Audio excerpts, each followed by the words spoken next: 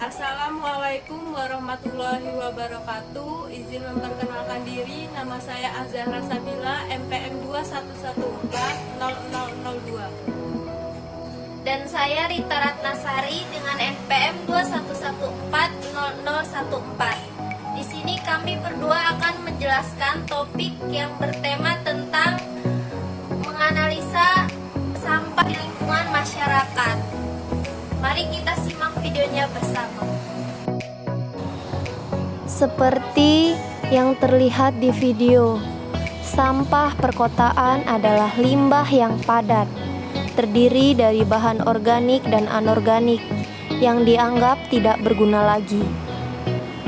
Faktor penyebab sampah adalah meningkatnya konsumsi oleh manusia dan diakibatkan oleh rendahnya kesadaran dan pendidikan masyarakat, lemahnya peraturan dan peningkatan jumlah penduduk. Sampah adalah barang yang berupa sisa aktivitas dan konsumsi manusia yang sudah tidak memiliki nilai ekonomis lagi. Penumpukan sampah yang dibiarkan berhari-hari dapat menimbulkan penyakit karena terjadi pembusukan. Dampak lain yaitu dapat menimbulkan aroma yang tidak sedap dan tidak elok dipandang mata. Adapun tips yang bisa diterapkan dalam aktivitas sehari-hari. Yang pertama, pilah dan buang sampah pada tempatnya. Yang kedua, habiskan makanan. Yang ketiga, membawa kantung belanja dan alat makan sendiri. Yang keempat, daur ulang dan buat pupuk kompos dari sisa-sisa makanan. Penumpukan sampah terjadi karena volume sampah yang sangat besar sehingga melebihi kapasitas daya tampung tempat pembuangan sampah yang disebut TPS. Sampah yang berserakan dan menumpuk menjadi sumber kuman, bakteri, serta virus penyebab penyakit. Sampah yang berserakan di pasar akan menimbulkan rasa tidak nyaman, baik dari segi pernapasan atau penglihatan. Yang menyebabkan pasar menjadi kotor adalah orang yang membuang sampah sembarangan atau tidak membuang sampah pada tempatnya. Dan yang menyebabkan pasar menjadi bau adalah karena adanya sampah yang dibiarkan membusuk sehingga pasar tersebut menjadi bau.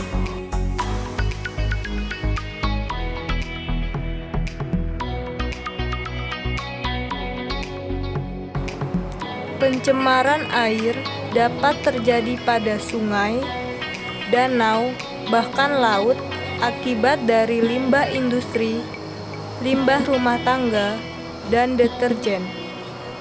Sementara itu, pencemaran air sungai yaitu terkontaminasinya air sungai akibat limbah dari industri maupun manusia. Cara mengatasi dan menanggulangi pencemaran air. Yang pertama, tidak membuang sampah sembarangan ke sungai, terutama sampah plastik. 2. Tidak menggunakan deterjen secara berlebihan. 3. Rutin membersihkan selokan dari sampah plastik atau sampah lainnya. Seperti yang kita lihat di video bersama, kami berdua akan menuju ke TPS yang berada di Jalan Pinang Jaya, Kemiling.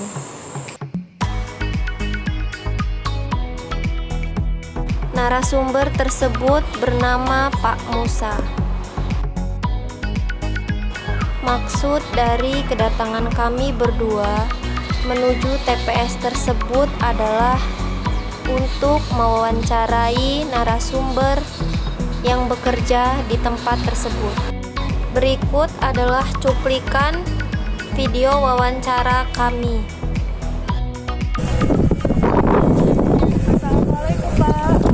Waalaikumsalam. Selamat sore. Selamat sore. Kami dari mahasiswa Universitas Malahayati, Fakultas Teknik, Prodi Teknik Lingkungan mendapatkan tugas membuat laporan dan video wawancara tentang sampah. Sebelumnya, apakah saya boleh bertanya sedikit tentang pekerjaan Bapak? Boleh. Maaf Pak, dengan Bapak siapa? Pak Musa. Baik Pak, sudah berapa tahun Bapak menjalankan pekerjaan ini? 3 tahun. Kalau boleh tahu, sampah-sampah ini berasal dari mana ya Pak? Dari perunas perumahan-perumahan. Baik Pak.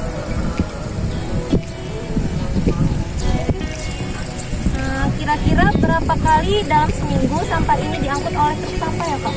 Tiap hari. Tiap hari. Apakah Bapak akan memisahkan sampah ini seperti sampah plastik atau sampah rumah tangga atau dibiarkan? Ada yang dipisahkan, ada yang tidak. Mengapa ada beberapa sampah yang dibakar Pak? Ya karena itu kan nggak pakai, itu kan sampah daun-daun, pohon-pohon, maka dibakar.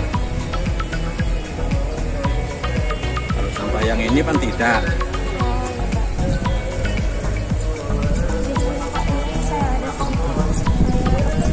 Penerangan kalau kayak apa kita bakar sampah itu nggak dibolehin, tapi Bapak jangan tersinggung ya Pak. Iya, iya. Jadi gini Pak, sebenarnya kita tidak boleh membakar sampah karena ada beberapa dampak dari pembakaran sampah, yaitu menyebabkan kualitas udara menurun drastis hingga tidak layak hidup. Selain itu, pembakaran sampah juga adalah salah satu faktor utama penyebab pemanasan global. Lalu pemanasan sampah juga menyebabkan senyawa-senyawa yang berbahaya untuk kesehatan dalam jangka pendek maupun panjang. Jadi terima kasih Pak informasinya dan maaf sudah mengganggu waktunya. Sekian dari kami. Terima kasih. Terima kasih. Kami akhiri. Wassalamualaikum warahmatullahi wabarakatuh. Jadi kesimpulan dari wawancara tersebut adalah sampah akan diangkut setiap hari oleh truk sampah. Sebelum sampah diangkut oleh truk, sampah-sampah tersebut akan dipilah terlebih dahulu, seperti jenis sampah anorganik, organik, dan B3. Sedangkan sampah di dedaunan akan dibakar oleh bapak tersebut. Di sini kami berdua memberikan saran terhadap Bapak Musa agar tidak membakar sampah-sampah tersebut. Adapun cara memusnahkan sampah yang berupa daun dan kertas adalah dengan cara ditanam atau dikubur. Karena sampah tersebut merupakan sampah organik, daun yang terbakar melepaskan zat pengintasi ke udara yang dapat menyebabkan masalah pernapasan dan masalah kesehatan. Menurut EPA, membakar daun di area terbuka menghasilkan material parkolat dan hidrokarbon yang mengandung sejumlah senyawa racun, iritan, dan karsinogenik penyebab kanker. Sekian video dari kami akhiri. Wassalamualaikum warahmatullahi wabarakatuh.